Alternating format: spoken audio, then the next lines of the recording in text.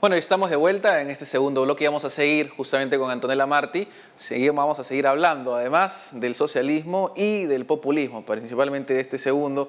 Y nos quedamos más o menos tratando de describir cómo se encontraba América Latina particularmente y cómo habíamos sufrido, y más algunos países más que otros, durante nuestra historia del populismo.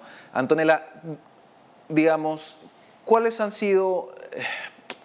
Mejor que tratar de identificar, creo, los gobiernos populistas, ¿de qué manera ha sufrido América Latina como región ante el populismo y cuáles son los más saltantes que hemos tenido? Sí, porque prácticamente han sido todos, ¿no?, los países de nuestra región que de alguna manera u otra han sufrido las políticas y las medidas y los caprichos, ¿no?, de estos caudillos populistas que hemos visto a lo largo del siglo pasado y de este siglo, por supuesto, también.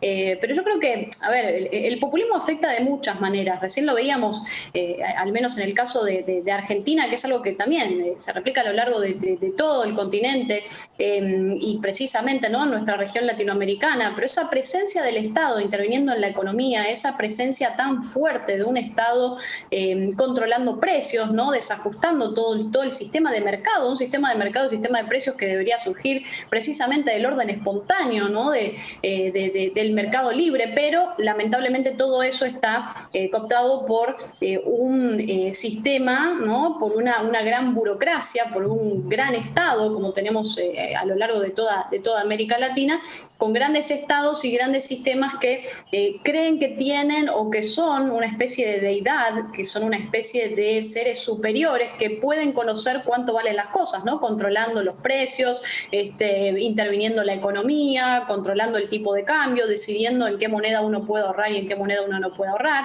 quitándole a uno más de la mitad de el producto del esfuerzo de uno.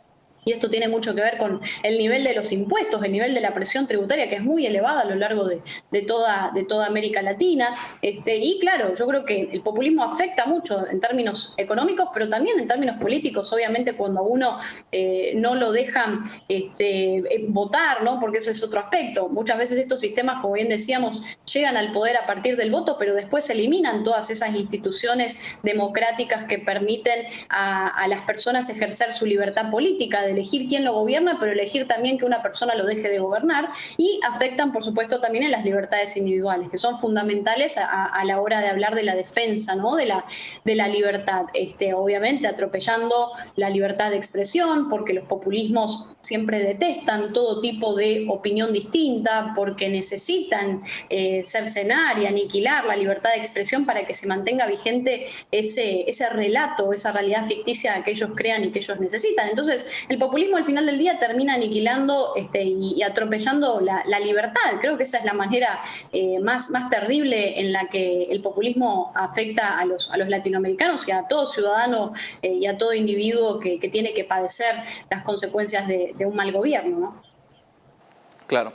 Ahora, actualmente, digámoslo así, ¿qué países de la región se encuentran, digamos, en riesgo de caer en populismo o en cualquier caso de que se agrave el populismo, que ya sufren, que puede que sea leve o un poco más, bueno, grave, valga la redundancia? ¿Cómo lo ves tú? Creo que hoy son muchos, ¿no? Hay muy pocos, digo, sería mucho más fácil decir qué países no, pero la verdad que prácticamente toda nuestra región está sumergida y encaminada hacia estos sistemas, ¿no? E insisto, populismos de izquierda como populismos de derecha. Y quizás los populismos de derecha los podemos ver en continentes quizás que nos llevan un poco más hacia Europa, ¿no?, donde también surgen todos estos sistemas y partidos políticos que intentan involucrarse en el escenario político y a partir de entonces empujar, ¿no?, hacia su populismo de derechas. Y bueno, clara definición, ¿no?, de un populismo de derechas que lo hemos visto también quizás en países como Estados Unidos, con personajes como Donald Trump, ¿no?, que ha tenido sus grandes maneras de avasallar la libertad de mucha gente, principalmente en términos de libertades económicas, con políticas arancelarias arancelarias, guerras comerciales, la idea, ¿no?, de un muro que creo que es algo terrible, algo que incluso los ciudadanos del mundo tendríamos que cuestionarnos, ¿no? ¿Por qué insistimos hoy en pleno siglo XXI? ¿Por qué se insiste en levantar un muro cuando hemos visto que los muros no funcionan? Lo hemos visto con el muro de la vergüenza, que fue el muro de Berlín, un muro que terminó cayendo, ¿no? Y que, insisto, lo tuvieron que levantar los comunistas en su momento porque la gente se quería escapar hacia el otro lado. Entonces, bueno, uno bloquea a la gente de entrar a un país, otro la bloquea de salir, pero al final del día está aniquilando la libertad de movilidad de los seres humanos, que es un derecho humano. Pero bueno, yendo un poco más a la región latinoamericana, creo que por aquí estamos plagados, ¿no?, de todos estos sistemas populistas. Obviamente Venezuela es uno de los que más ha tenido que convivir con estos sistemas putrefactos, ¿no? Por supuesto, no solamente con Nicolás Maduro, Diosdado Cabello, Tarek El Aissami, todos estos personajes que forman parte de esa cúpula populista y narcocriminal, sino también desde el surgimiento de lo que fue y lo que es y lo que representa el chavismo. Obviamente países como Cuba también, con un sistema que ya tiene más de medio siglo en el poder, más de 60 años, las mismas personas que tienen tomado un poder y tienen tomado un país, ¿no?, que es la isla de Cuba, y han hecho de ello un negocio, empobreciendo a la gente, porque esa es la manera en la que hace el poder el populismo. Y obviamente a lo largo de toda nuestra región, países como Nicaragua, países como Bolivia, países como Argentina, digamos, estamos repletos, ¿no?, de populismos. Ahora, justamente hay usualmente un concepto y un tipo de gobierno que era el que decía a su manera Hugo Chávez, el que supuestamente también mantuvo Maduro, y es el del socialismo en general, que se suele vincular de alguna u otra manera al populismo. ¿De qué manera se distingue entre los dos?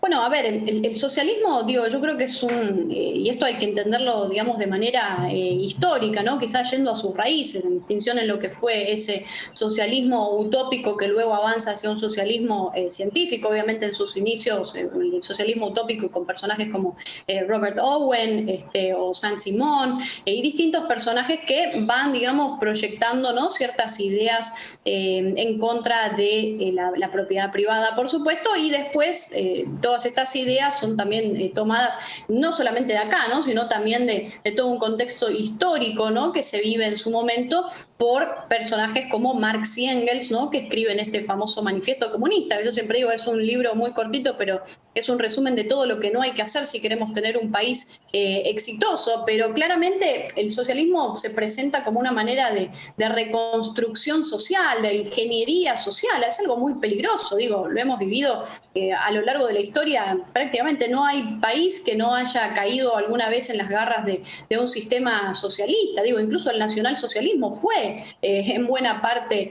socialismo, ¿no? Entonces, todas estas ideas e ideologías nefastas que se han agarrado y que siempre tienen en su manera que recurrir a la violencia. Y esto es algo que de hecho Marx y Engels avalan, ¿no?, el uso de la violencia para alcanzar los métodos y el fin de lo que ellos proponen, ¿no?, a través de toda esa dictadura del proletariado y bueno, todo un movimiento, pero siempre necesitan imponer la violencia, ¿no? Son ideologías que se imponen a través de la fuerza, porque buscan precisamente esa ingeniería social, esa reconstrucción social y la creación de un hombre nuevo. A la larga siempre buscan la creación de un hombre nuevo porque están en choque y en contra de la naturaleza humana tal y como es, ¿no? Entonces buscan hacer un peligroso sistema, ¿no?, que tiene que ver con la ingeniería social. Pero prácticamente, quizás para identificarlo de alguna manera, bueno, tener los medios de producción en manos del Estado, atentar en contra de la propiedad privada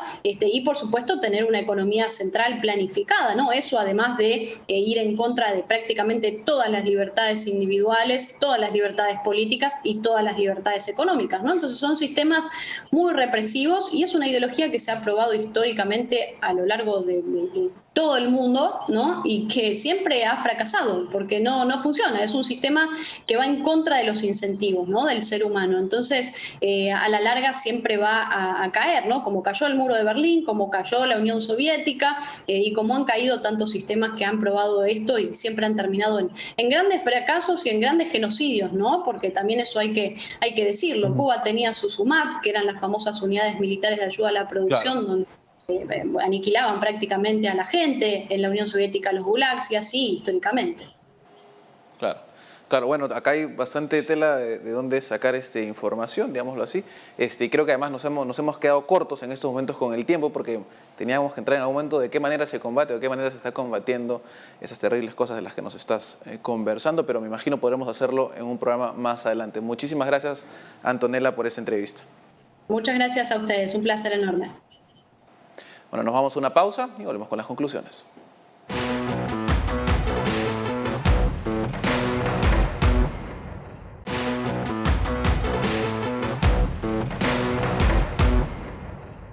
Bueno, estamos de vuelta aquí en Contexto justamente con las conclusiones y como lo han visto, como nos ha contado Antonella Martí, el populismo y el socialismo se encuentran de alguna u otra manera en toda nuestra región, en América Latina, y es más fácil tratar de encontrar aquel país que no está afectado de alguna u otra forma por el populismo, y estos tipos de gobiernos, estos tipos de formas de llegar al poder al final siempre terminan perjudicando a las personas que dicen que quieren ayudar, porque al fin y al cabo el Estado, según nos dijo, siempre es pagado por nosotros mismos. Pero bueno, hay que tener mucho cuidado entonces con los ofrecimientos que parecen que vienen del cielo, porque al final nada es gratis. Con eso terminamos a esta hora y volvemos otro día. En Contexto llega gracias a la Fundación Naumann, Universidad César Vallejo, examen de admisión 21 de febrero y los portales